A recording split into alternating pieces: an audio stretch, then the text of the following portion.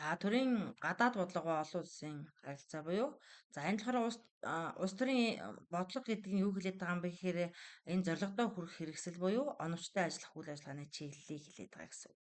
За тэгэхээр мөн адилхан бид нар өмнөх одоо агуулга дэмжих видео дээр бас үзсэн байгаа тийм ээ. Төрийн чиг үүргийг хоёр хуваанаа.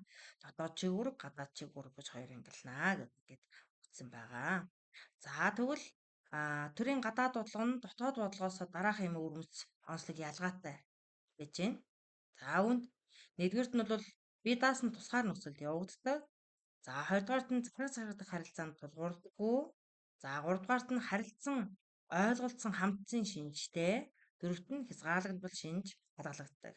Харин төрийн гадаад бодлогын үүрэг бол баталгаа хамгаалах болон урьдчилан сэргийлэх.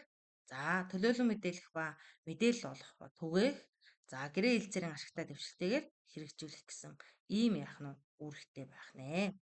За тэгвэл гадаад бодлогод нөлөөлдөг дараах юм хүчин зүйлсүүд байна. Дотоод хүчин зүйл, гадаад хүчин зүйл, тийм ээ, сувгтийн хүчин зүйл, объектив хүчин зүйлүүд байна гэсэн. За тэгвэл энэ дотоод хүчин зүйлд нь тухайн улс орны уламжлал одоо эдийн засгийн болон нийгмийн онцлог хөгжлийн онцлог гэх мэт одоо энэ дотоод хүчин зүйл орох юм байна. Харин гадаад хүчин зүйл болохоор хурц орнуудын улс төрийн дэглэм, тийм ээ, геополитикийн асуудал болон тухайн үеийн олон улсын төлөв байдал бол орно. За субъектив хүчин зүйлс нь бол шашин, үзэл суртал, соёл, үндэстэн, угсаатны бүтэц зэрэг бол орохоор байна. За объектив нь болохоор газар нутаг, хүн амын тоо, өсөлт, насны бүтэц, тийм ээ, хүйс, шилжилт, цагаачлал, өрүүлт, оргонол гэх мэт нь бол энэ хүчин зүйлсүүд л орох нэ. За тэгэхээр гадаад бодлогод нөлөөлдөг дараах юм дөрвөн хүчин зүйл байдаг байх нэ. За гадаад бодлогыг хэрэгжүүлэхдээ даашин ашиглах үйл ажиллагааг өгөлт нь бол гадаад бодлогын хэрэгсэл гэдэг байгаа гэсэн үг.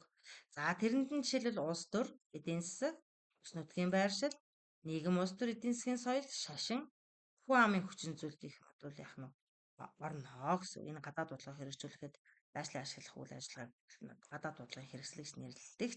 Эдгээр 6 зүйл бол одоо их орох нэ. За мөн дээрэс нь гих мэд гэж байгаа учраас бас тоочмжоор энэ